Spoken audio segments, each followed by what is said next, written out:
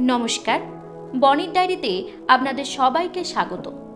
নতুন বছর নতুন শুরু, একেবারে নিজস্ব ছন্দে 2025কে বরণ করলেন অভিনেত্রী স্বস্তিকা দত্ত।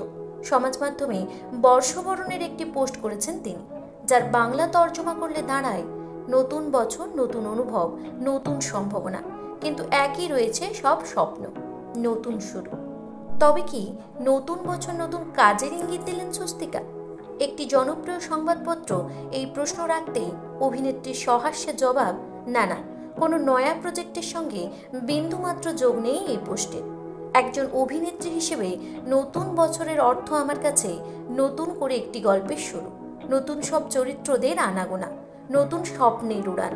আর ব্যক্তি জীবনে এই বছরে আরও ধৈর্যশীল হতে চাই আরও সহ্য শক্তি বাড়ুক। কারণ যে পেশায় আছি সেখানে অনেক দূর পর্যন্ত এগোতে হলে এই গুণটি দরকার ভীষণভাবে। কথায় কথায় উঠল ভাগ্যলক্ষ্মী ছবির প্রসঙ্গ। ছবিতে একজন অতিথি শিল্পীর ভূমিকায় অভিনয় করলেও তার চরিত্রটি অত্যন্ত গুরুত্বপূর্ণ। তবে তিনি তো সচরাচর কোনো ছবি ওটিটি সিরিজে অতিথি শিল্পীর ভূমিকায় অভিনয় করেন না। তাহলে মৈনাক ভৌমিকের এই ছবিতে নিয়মটা বদলালেন কেন? মিষ্টি হেসে অভিনেত্রীর জবাব, হ্যাঁ, আমি ছোট চরিত্রে অভিনয় করি না, কিন্তু আমার চরিত্র আর মৈনাক এই দুয়ের আকর্ষণে রাজি হয়েছে। মৈনাক ভৌমিকের কাজ তো বটেই, ওর ব্যক্তিত্বেরও আমি ভক্ত। ছবিতে লোকনাথ দে, ঋত্বিক চক্রবর্তী, সোলাঙ্কি রায়ের মতো অভিনেতারা রয়েছেন। শুটিংয়ের ফাঁকে জমিয়ে ওদের অভিনয় দেখেছি। ঋত্বিকদার অভিনয়ের আমি ভীষণ ভক্ত।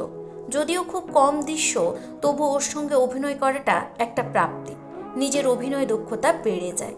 প্রসঙ্গত, স্বস্তিকা বরাবরই তার নিজের মতো চলেন, নিজের মর্জিতে, নিজের ছন্দে।